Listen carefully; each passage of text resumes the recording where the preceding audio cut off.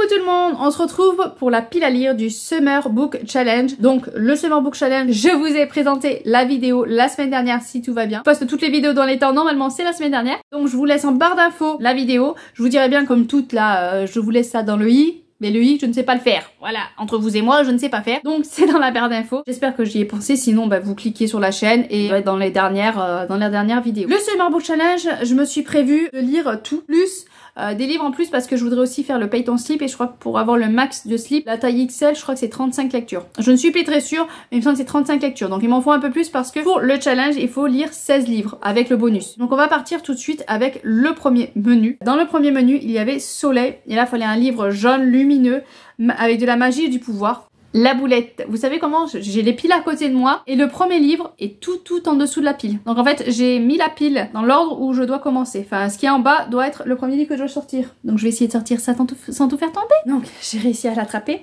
Voilà, un joli petit bébé. Il aurait pu marcher pour Gros Pavé aussi. Je pense que ça passait très bien.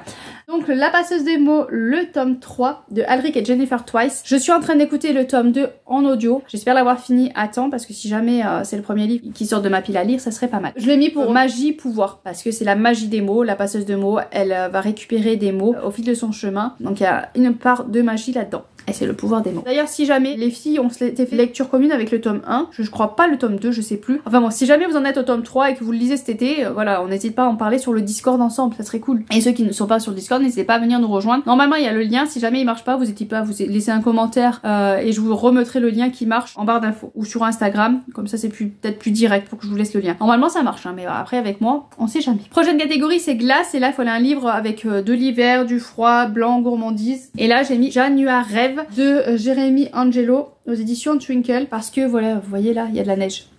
Voilà, donc je pense que ça passe. On est une porte ouverte sur l'océan et sur les étoiles. Brumaire le sait, un seul destin s'offre à lui. S'ouvre les pas de son illustre père, le capitaine Mésidor, embrasser la carrière de pirate et gravir les échelons. Mais c'est sans compter sur les récents arrêts pris par le royaume des révolutions selon lequel aucun bateau ne peut naviguer. Brumaire devra aider son équipage en hurlant aux étoiles de lui indiquer le chemin pour éviter écuelles, gouffres et navires ennemis. Voilà, enfin bon, ça a l'air pas mal et voilà, vous voyez quand même la couverture, là il y a de la neige.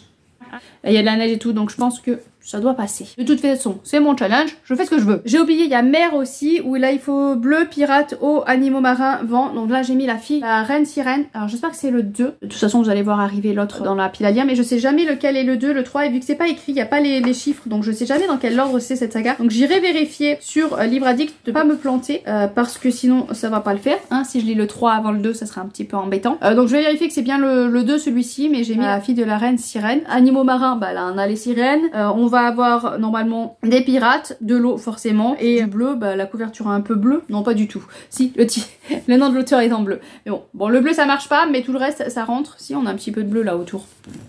Voilà, la couleur passe pas, mais en tout cas normalement l'univers ça rentre. Mais il faut juste que je vérifie que c'est bien le tome 2 et pas le 3. Et je vous ai pas précisé, mais j'ai prévu de les mettre dans les pochettes de Pikitty. Voilà. Je commence à en avoir pas mal à force d'en acheter. Je compte les mettre dans les pochettes de Pikitty. Voilà, regardez un petit peu. C'est que des pochettes de Pikitty quasiment. Je pense que c'est même que ça. Et on va faire le tirage avec les boules du bingo. Oui, je recommence avec ça, mais c'est une obsession. J'adore ça. J'adore ça, tirer les boules là. J'adore ça, m'éclate. Donc je les mettrai dans les pochettes. Et comme ben, je me suis prévu de lire le tome 2 et 3, faudrait que avec le tome 3, je mette un petit papier pour dire oui le 2. Voilà, ça sera le seul où je vais tricher parce que sinon je vais me retrouver avec le tome 3 et j'aurais pas lu le tome 2. Donc je mettrai un petit papier sur le livre 3 pour dire ben, le 2 est dans tel chiffre de pochette. Voilà, comme ça ce sera un repère histoire de pas lire le tome 3 avant le 2. Ensuite, plage, donc il faut lire un livre sable, oriental, désert, feu ou participer au Pay ton slip. Je compte participer au Pay ton slip, donc logiquement cette catégorie est validée sans livre. Mais je me suis dit descendre sur tes mains de Nora Lake aux éditions Hurlevent parce qu'il y a le mot feu. Descendre, il n'y a pas descendre sans feu. Voilà, je vous ai dit avec les catégories vous pouvez arriver à esquiver, à contourner le truc. Donc moi je me suis dit cendre égale feu, donc ça passe. Je ne suis pas sûre qu'on soit vraiment bien dans le thème, mais voilà, si jamais j'arrive après à trouver un livre du oriental avec du sable et du désert, à ce moment-là je le remplacerai. Mais c'est vrai que j'ai cherché, c'est la catégorie où j'ai le plus galéré. Autant vous regardez, vous voyez ma pile à lire et vous le trouvez direct, mais moi j'ai pas réussi à trouver. Voilà, j'ai pas réussi du tout à trouver, donc bon, bah j'ai casé celui-ci. Il y a hamac, et là pour hamac il faut lire un gros pavé, cosy, seul ou célibat, et moi j'ai mis celui-ci, donc c'est Le cœur singulier de Millie Davis aux éditions Hurlevent, encore une fois, de S.A. Harmon, parce que regardez-moi ça. Alors je l'ai pas ouvert, donc autant il n'y a pas tant de pages que ça, mais il fait énorme. Voilà, il fait vraiment énorme. Je sais même pas s'il va rentrer dans une pochette. Je pense que si les pochettes de Pikitty sont assez grandes en général, mais il est énorme. Enfin, Donc je me suis dit que ça rentrait pour pavé. Ça rentre nickel pour le pavé. Millie Davy, c'est une... Ah oui, c'est une histoire avec l'écrivaine qui se sent pas très légitime. Elle a un livre qui a marché du tonnerre, mais elle se sent pas trop légitime, si je me trompe pas.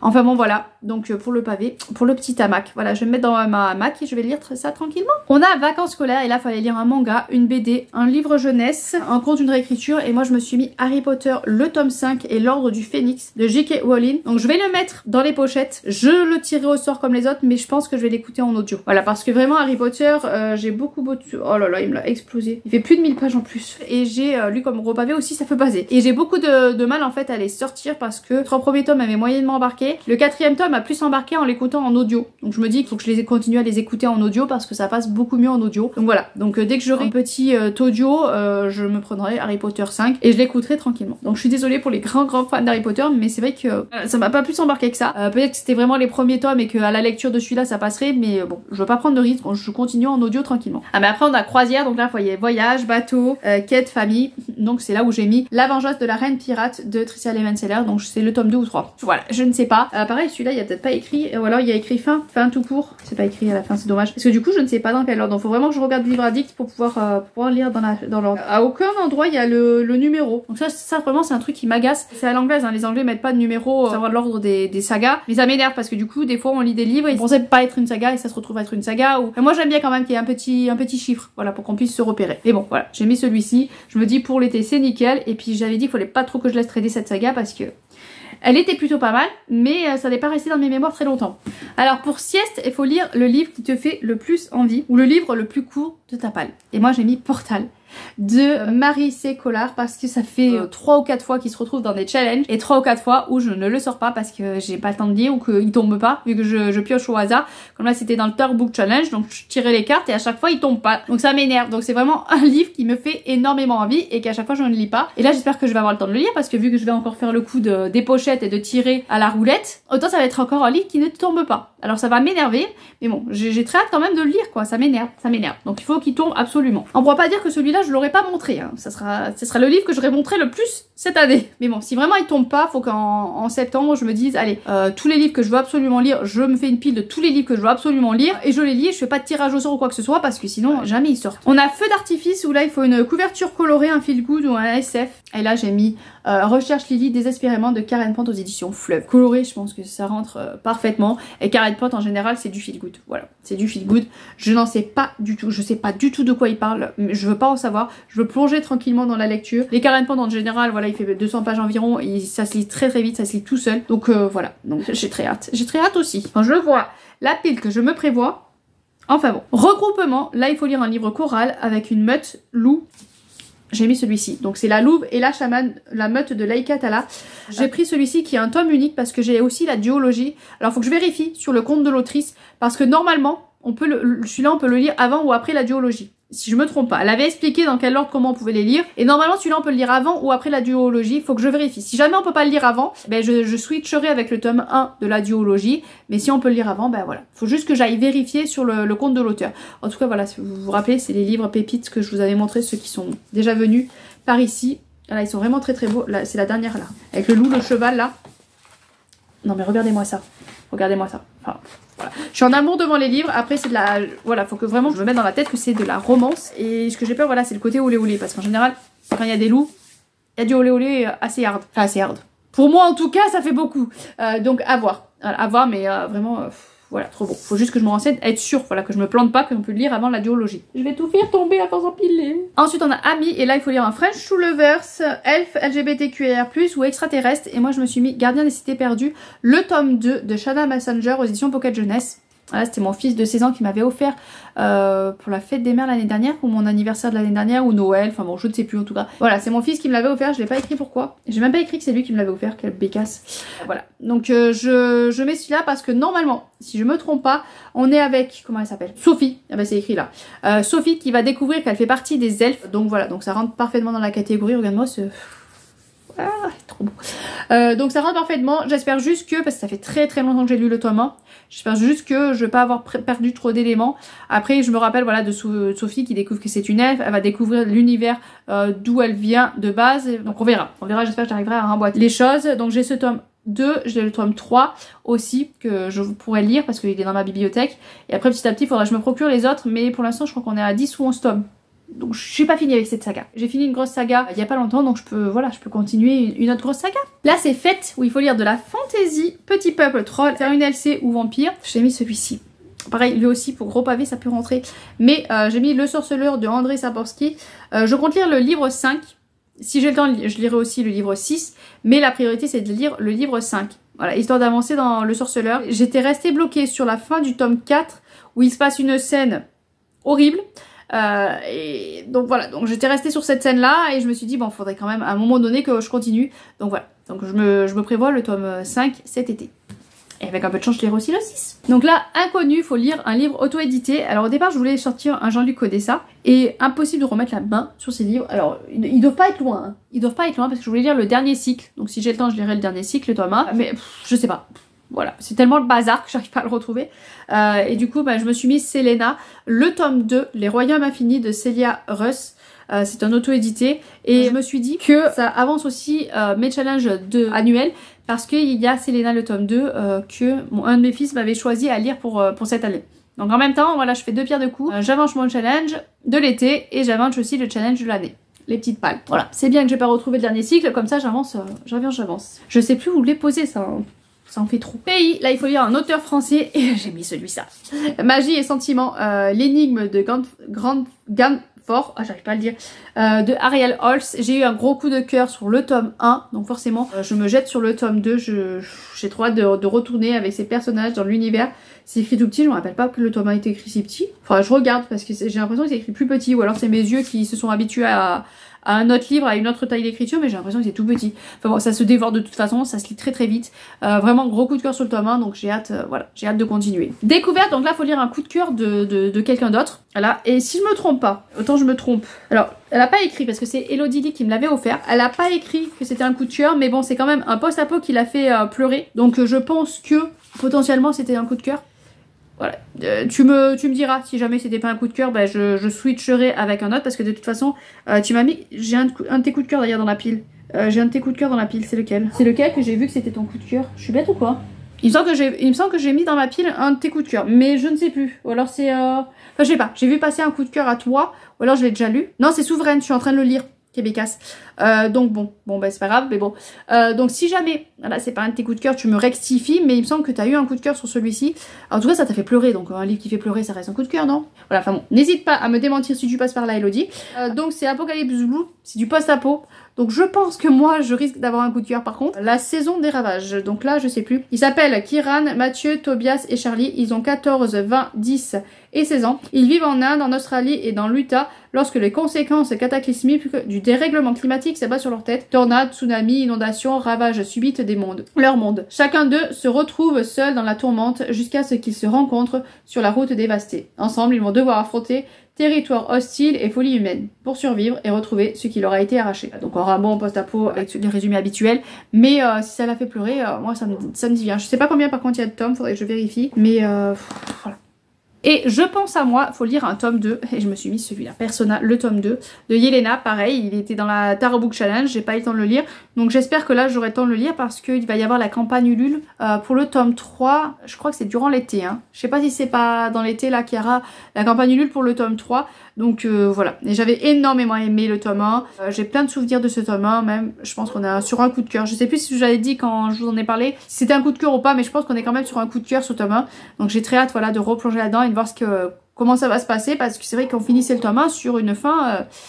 voilà, gros rebondissement quand même. Donc j'ai hâte de pouvoir poursuivre. Donc voilà pour la pile à lire du challenge. Après je me suis rajouté quelques livres. Parce que bon, hein, voilà, ça suffisait pas. Je vous montre. Voilà, il y a des livres de partout.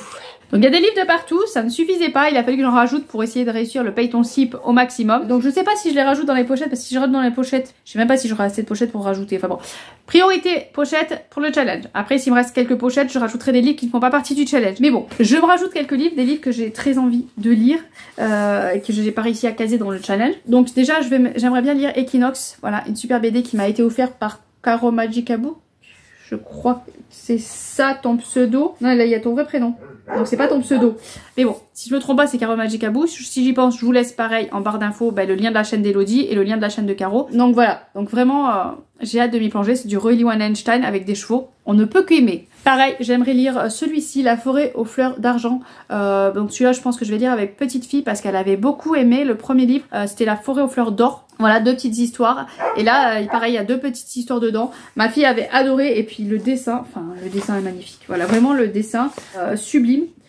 J'essaie de vous... Donc ça, c'est le logo de la maison d'édition. Très beau. Rien que le logo, déjà, de la maison d'édition est magnifique. Mais voilà, je vous montre la première image. Mais tout au long du livre, il y a des images comme ça qui sont vraiment très belles. Et le texte est magnifique. Oh là, voilà. Rien que pour ça, déjà, rien que pour déjà les images, on peut craquer. Et tout au long du texte, voilà, il y a des images magnifiques. Le texte est très très beau. C'est très très bien écrit. Je trouve que Lorraine fait un travail de dingue avec sa maison d'édition.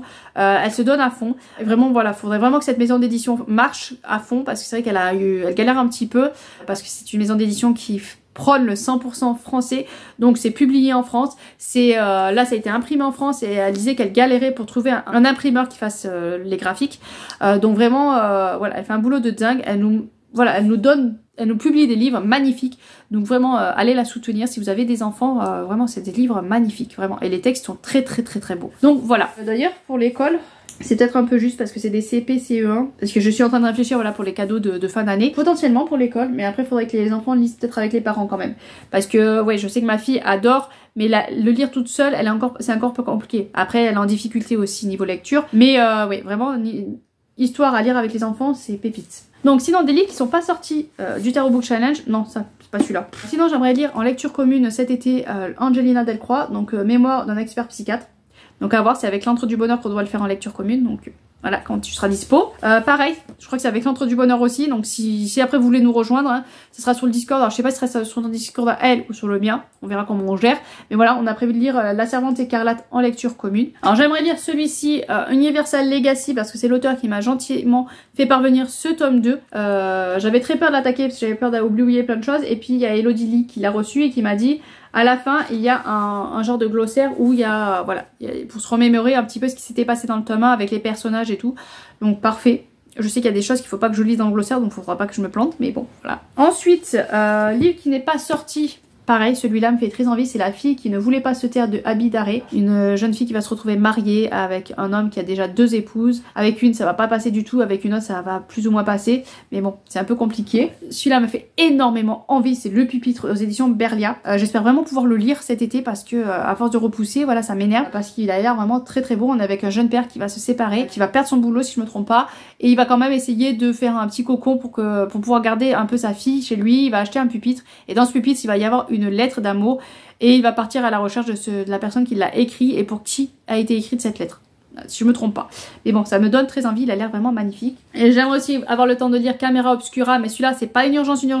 Si j'ai pas le temps, ça fera pour l'automne, hein, parce que voilà, on est dans l'obscurité. Voilà, mais si j'ai le temps, voilà, ça me tente très bien. Un que j'ai très très envie de sortir rapidement, c'est La fille de feu de Aurélie Wallenstein. Je n'ai pas lu le résumé, je les achète comme ça maintenant, les Aurélie Wallenstein, parce que elle nous écrit que des pépites. Vraiment, elle a une écriture et elle a des univers mais magnifiquement horribles. D'autres livres que j'ai reçus, pareil pour mon anniversaire et qui me tentent énormément, c'est Les cerisiers fleurissent aussi la nuit. Ça a l'air très intéressant. Si je me trompe pas, c'est une sœur qui va se retrouver à l'hôpital. Je crois que c'est sa sœur qui est infirmière qui va la soigner et ils vont partir à la recherche pour une greffe. Una ne s'attendait pas à recevoir sa sœur comme première patiente. L'heure est grave, Anna a besoin d'une greffe. Voilà, elle a besoin d'une greffe. Mais alors que Yuna cherche le donneur compatible, une nouvelle révélation vient de bouleverser Anna, a été adoptée. Voilà. Donc en faisant la recherche de greffe, elle se rend compte que sa sœur a été adoptée, donc n'est pas vraiment sa sœur de sang, en tout cas. Et donc ça a l'air vraiment très intéressant et je trouve que à lire l'été, Les cerisiers fleurissent aussi la nuit, je pense que ça passe très très bien. Pareil, celui-là, si j'ai pas le temps, ça fera parfait pour l'automne, c'est Peau d'âme, le livre 1 de Aude Ziegelmeyer, aux éditions Gulfstream.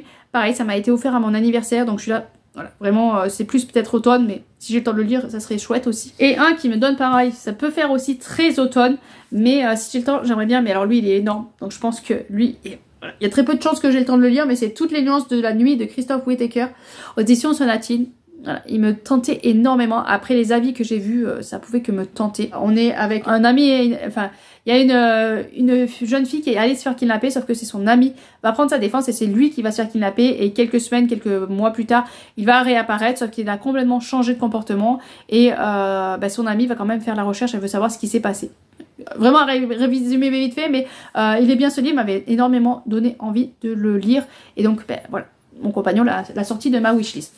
Donc voilà tout ce que j'ai envie de lire. Ça fait un peu beaucoup.